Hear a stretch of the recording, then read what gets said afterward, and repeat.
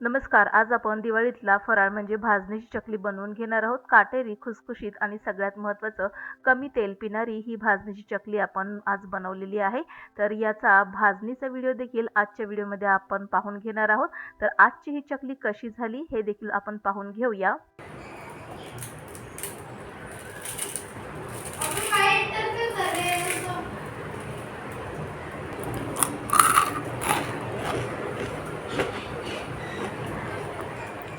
भाजणीची चकली बनवण्यासाठी रेशनच्या तांदळाचा वापर केलेला आहे. 4 ग्लास मोठे भरून इथे आपण तांदूळ घेतलेले आहेत आणि हा तांदूळ आपल्याला स्वच्छ 2 ते 3 पाण्याने धुवून घ्यायचा आहे. स्वच्छ पाणी निघाल्यानंतर हा तांदूळ चाळणीत निथळून फॅन खाली आपल्याला तो सुकत ठेवायचा आहे. तर ह्या तांदळाला आपण धुवून घेऊया. इथे मी रेशनचा तांदूळ वापरलेला आहे. तुम्ही तुमच्या आवडीचा कोणताही तांदूळ वापरू शकता. 2 वेळा या तांदळाला स्वच्छ धुतल्यानंतर हा तांदूळ पांढरा शुभ्र असा आपल्याला दिसायला लागेल आणि मगच हा तांदूळ आपल्याला एका स्वच्छ कॉटनच्या कपड्यावरती सुकत घालायचा आहे. तर उन्हामध्ये न सुकत घालता आता या तांदळाला मी फॅनच्या हवेखाली सुकत घातलेला आहे. तर आता हा सर्व तांदूळ इथे मी एका स्वच्छ कपड्यावर काढून घेतलेला आहे आणि आता याला आपण व्यवस्थित पसरवून घेऊया. तांदूळ, डाळ हे सर्व आपल्याला स्वच्छ धुवून अशाच प्रकारे हवेखाली व्यवस्थित पसरून घ्यायचं आहे. 4 ग्लास तांदळासाठी आपल्याला 2 मोठे पेले चण्याची डाळ घालून घ्यायची आहे. हा मोठा पेला आहे. तर अंदाजाने जर ग्लासाचा आपण मापाने जर घेतलं तर 1 ग्लास भरून इतकी ही चणा डाळ होते. म्हणजे 4 ग्लास तांदूळ असतील तर 1 ग्लास आपल्याला स्वच्छ अशी निवडून घेतलेली चणा डाळ घालायची आहे. तर आता हे 2 पेले घेतलेले आहेत तर आपण ग्लासाने देखील मोजून घेणार आहोत. 2 पेले चणा डाळ घेतलेली आहे आणि ग्लासाच्या अंदाजाने जर आपण घेतलं तर जो आपण तांदळासाठी ग्लास घेतला तर तो 1 ग्लास इतकी ही चणा डाळ भरलेली आहे. तर आता ही स्वच्छ डाळ आपल्याला धुवून घ्यायची आहे. तर 2 पाण्याने स्वच्छ धुवून घेतल्यानंतर याला देखील एका स्वच्छ कपड्यावरती आपण पसरवून घेणार आहोत. तर स्वच्छ असं पाणी निघालं पाहिजे डाळीचं देखील. याच ग्लासाने आता आपल्याला अर्धा ग्लास इतकी उडीद डाळ घेतलेली आहे. तर उडीद डाळ ही बिनसालीची घेतलेली आहे. अर्धा ग्लास म्हणजेच 1 पेला ही उडीद डाळ आहे. याला देखील आपल्याला 2 पाण्याने स्वच्छ धुवून घ्यायचं आहे आणि या डाळीला देखील आपल्याला स्वच्छ कपड्यावरती व्यवस्थित पसरवून घ्यायचं आहे. तर व्हिडिओ खूप मोठा होणार आहे. कारण की याच व्हिडिओमध्ये आपण चकलीची भाजणी आणि चकली कशी करायची हे दोन्ही गोष्टी या व्हिडिओमध्ये आपण पाहणार आहोत. तर याच ग्लासाने अर्धा ग्लास इतके मी मुगाची डाळ घेतलेली आहे. याला देखील स्वच्छ 2 पाण्याने धुवून घ्यायचं आहे. तर तीनही डाळी स्वच्छ पाण्याने धुवून घेतलेल्या आहेत आणि स्वच्छ कपड्यावरती आता इथे आपल्याला पसरवून घ्यायच्या आहेत. तर तीनही डाळी व्यवस्थित पसरवून आपल्याला मस्तपैकी पंख्याच्या हवेखाली छान असं सुकवून झाल्यानंतर आपल्याला त्याला भाजायला घ्यायचं आहे. तर आता या डाळींना आणि तांदळाला सुकण्यासाठी जवळपास 1 ते 1.5 तास लागला होता. तर आता ह्या व्यवस्थित आता सुकल्यानंतर आपण हे तांदूळ गोळा करून घेणार आहोत आणि मग आपण या सगळ्या साहित्याला भाजणार आहोत. आता हे चारही साहित्य व्यवस्थित सुकून तयार झालेलं आहे. याला आता आपण गोळा करून घेणार आहोत आणि आता गॅसवरती एका कढईमध्ये छान असं भाजून घेऊया. तर आता भाजण्यासाठी इथे मी डाळीपासून सुरुवात करते. तर चणा डाळ सगळी आपण इथे या कढईमध्ये घालून घेतलेली आहे आणि छान अशी लो टू मीडियम आचेवरती आपल्याला याला भाजून घ्यायचं आहे. चणा डाळ, त्याचप्रकारे मूग डाळ, उडीद डाळ आणि तांदूळ हे आपल्याला छान असं कुरकुरीत होईपर्यंत भाजून घ्यायचं आहे. कुठेही डाळ किंवा तांदूळ साधारणपणे दमट असे राहिले नाही पाहिजेत. तर कुरकुरीत झालं की आपल्याला ह्या चारही वस्तू काढून घ्यायच्या आहेत. तर आता बऱ्यापैकी आता डाळीचा खमंग असा सुगंध सुटला की मस्तपैकी आपण चेक करून घेणार आहोत कुरकुरीत झाली का. 5 ते 7 मिनिटांमध्ये ही डाळ छान अशी भाजून तयार झालेली आहे. याला आता आपण काढून घेणार आहोत. आता याच कढईमध्ये आपण तांदूळ देखील भाजून घेतलेले आहेत. तर आता बऱ्यापैकी आता ह्या तांदळाला देखील छान असा कलर येत चाललेला आहे. हलकासा गुलाबीसर हा तांदूळ होत चाललेला आहे. आता याला देखील भाजण्यासाठी जवळपास 5 ते 7 मिनिटं लागली होती. कारण की तांदूळ हा जवळपास 4 ग्लास इतका होता. त्यामुळे तांदूळ भाजण्यासाठी थोडंसं आपल्याला जास्त वेळ लागलेला आहे. तर हा सगळा तांदूळ भाजण्यासाठी मला जवळपास 15 ते 16 मिनिटाचा वेळ लागला असेल.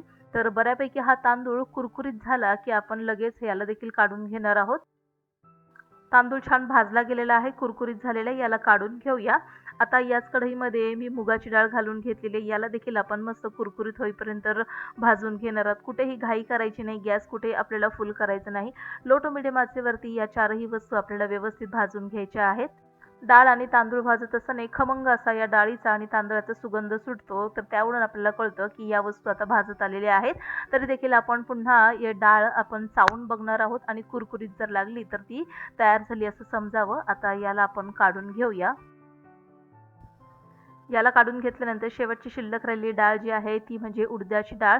तर याला देखील आपण अशाच प्रकारे भाजून घेणार आहोत. गॅस कुठेही इथे मी फुल केला नव्हता किंवा स्लो केला नव्हता. लो टू मिडियम आचेवरतीच या सगळ्या डाळी आणि तांदूळ आपल्याला भाजून घ्यायचे आहेत.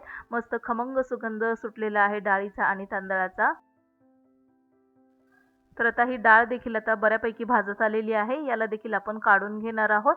आता चकलीसाठी जो मसाला आपण यामध्ये वापरणार आहोत तो तयार करून घेणार आहोत.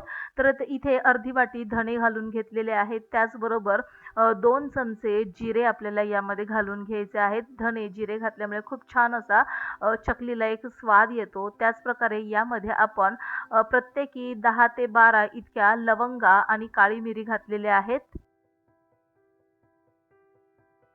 जर चकलीच्या भाजणीचं पीठ शिल्लक राहिलं असेल तर लवंग आणि काळी मिरी घातल्यामुळे खूप दिवस हे पीठ छान असं टिकून राहतं. आता यामध्येच आपण 1.5 चमचा इतका ओवा घालून घेणार आहोत. आता या मसाल्याला जास्त आपल्याला भाजायचं नाही. हलकसं कुरकुरीत होईपर्यंत परतून घ्यायचं आहे. यामध्ये जवळपास 1.5 चमचा इतका ओवा जो आहे स्वच्छ निवडून घेतलेला तो आपण घालून घेणार आहोत आणि आता इथे गॅस बंद करून घेतलेला आहे. गरम कढईमध्येच आपल्याला हे हलकसं शेकून घ्यायचं आहे आणि आता हे जे साहित्य आहे हे आपण भाजणीच्या परातीमध्ये काढून घेणार आहोत. तर ही आहे चकलीची भाजणी. हे सर्व साहित्य थंड झालं की मग आपण याला दळून आणणार आहोत. तर आता चकलीची भाजणी छान अशी दळून आणल्यानंतर त्याची पुढील कृती आपण पाहून घेणार आहोत. तर आता भाजणीची चकली बनवण्यासाठी इथे आपल्याला तेलाचं मोहन घ्यायचं आहे. जवळपास 2 पळ्या या तेलाच्या भरून आपण इथे तेल घेतलेलं आहे आणि छान कडकडीत असं हे तेल गरम करून घ्यायचं आहे. आता एका मोठ्या बाउलमध्ये आपल्याला 3 कप भाजणीचं पीठ घ्यायचं आहे. तर मापानुसार हे 3 कप घेतलेलं आहे. तुमच्या अंदाजानुसार 1 पेल्याचा वापर देखील तुम्ही करू शकता. तर 3 कप भाजणीचं पीठ घेतल्यानंतर यामध्ये आपल्याला 2 चमचे तीळ घालून घ्यायचे आहेत. तर मधोमध आपण हे तीळ घालून घेणार आहोत. तीळ किंवा खसखसचा देखील तुम्ही इथे वापर करू शकता. यामध्ये आता आपण ओवा घालणार नाही आहोत कारण की ओवा हे भाजणीच्या दळणामध्येच आपण घातला होता. त्याचबरोबर यामध्ये आपल्याला थोडंसं लाल तिखट घालून घ्यायचं आहे. तर चकली आपल्याला कशाप्रकारे तिखट हवी आहे त्या प्रकारामध्ये तुम्ही तिखटचं प्रमाण कमी जास्त करू शकता. तर माझ्या अंदाजानुसार मी इथे जवळपास 3 ते 4 चमचे लाल तिखट घालून घेतलेलं आहे. त्याचबरोबर यामध्ये आपल्याला थोडंसं हिंग देखील घालून घ्यायचं आहे. चमचाभर मीठ घालून घेतलेलं आहे. त्याचबरोबर पाव चमचा हिंग घालून घ्यायचं आहे आणि थोडंसं चमच्याने आपण हे मिक्स करून घेणार आहोत आणि जे गरम केलेलं कडकडीत असं तेलाचं मोहन आहे ते यावर आपण घालून घेणार आहोत. तेलाचं मोहन घालून झाल्यानंतर लगेच आपल्याला हे जे मोहन आहे या पिठामध्ये मिक्स करून घ्यायचं आहे. थोडंसं कढईमध्ये पीठ घालून आता हे कढई देखील व्यवस्थित आपण स्वच्छ करून घेणार आहोत आणि आता हे सर्व पीठ जे आहे ते मोहन व्यवस्थित या पिठामध्ये मिक्स करून घ्यायचं आहे. तर गरम गरम आहे त्यामुळे इथे आपण सुरुवातीला चमच्याने मिक्स करून घेणार आहोत आणि त्यानंतर आपल्याला हाताच्या सहाय्याने व्यवस्थित ते मिक्स करून घ्यायचं आहे. तर आता चमच्याला लागलेलं सगळं पीठ आपण काढून घेऊया. हे तेलाचं मोहन व्यवस्थित या भाजणीच्या पिठामध्ये मिक्स होणं गरजेचं आहे. म्हणजे आपली ही चकली आहे खूप छान अशी खुसखुशीत तयार होते. त्याचप्रकारे कुठेही तेल पीत नाही. अशा प्रकारे पीठ तयार होणं गरजेचं आहे.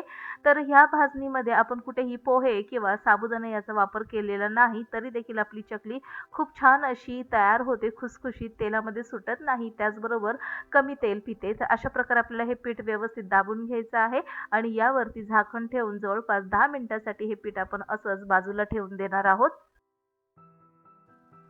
चकलीच्या साच्याला व्यवस्थित तेल लावून घेतलेलं आहे आणि आता हा चकलीचा साचा तयार करून घ्यायचा आहे. 10 मिनिटांनंतर आपण हे पीठ व्यवस्थित गरम पाण्यामध्ये मळून घेणार आहोत. तर आता हे व्यवस्थित साचा तयार करून एका बाजूला ठेवून घेऊया आणि आता पीठ देखील आपण पाहून घेणार आहोत. 10 मिनिट झालेली आहेत. पीठ आपण आता पुन्हा एकदा व्यवस्थित चमच्याने मिक्स करून घेणार आहोत. आता हे पीठ आपल्याला गरम पाण्यामध्ये मळून घ्यायचे आहे आणि गरम म्हणजे कडकडीत असं हे पाणी आपण यामध्ये घालून घेणार आहोत आणि हे पीठ व्यवस्थित या पाण्यामध्ये मिक्स करून पुन्हा हे पीठ झाकून ठेवून देणार आहोत. गरम पाणी घालून घेतल्यानंतर चमच्याने व्यवस्थित हे पीठ मिक्स करून घ्यायचं आहे. पिठाचा अंदाज घेत यामध्ये आपल्याला पाणी घालून घ्यायचं आहे आणि हे पीठ आपल्याला मिक्स करून पुन्हा 5 मिनिटासाठी झाकण ठेवून द्यायचं आहे आणि 5 मिनिटानंतर पुन्हा याचं झाकण काढून घेणार आहोत आणि आता आपल्याला जितकं पीठ लागेल तितकं एका ताटामध्ये किंवा एका परातीमध्ये काढून घेऊया. गरम पाणी घातल्यामुळे या पिठामध्ये थोड्याशा गाठी तयार होतात, त्याचबरोबर हाताला भाजण्याची देखील शक्यता असते. त्यामुळे आपण हे पीठ अशा प्रकारे ग्लासाने व्यवस्थित मळून घेणार आहोत, म्हणजे गाठी देखील मोडल्या जातात आणि मऊसूत असं हे पीठ आपण तयार करून घेणार आहोत मळून. गरज लागली तर यामध्ये आपण थोडासा पाण्याचा हात लावून देखील हे पीठ छान मऊसूत मळून घेऊ शकतो. मऊसूत पीठ मळून झाल्यानंतर या पिठाला आपण या साच्यामध्ये भरून घेणार आहोत. तर अशा प्रकारे हे पिठाचे मी 2 गोळे तयार केलेले आहे आणि शिल्लक राहिलेलं काही पीठ आपण आणखीनही बाउलमध्ये ठेवून घेतलेलं आहे.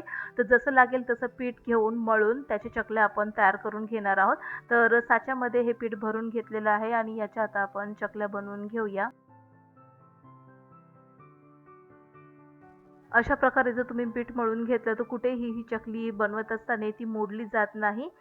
तर बघा मस्त चकली ही तयार होते आहे, कुठेही तुटत नाहीये आणि चकलीला काटे देखील खूप छान असे आपल्याला आलेले दिसतात.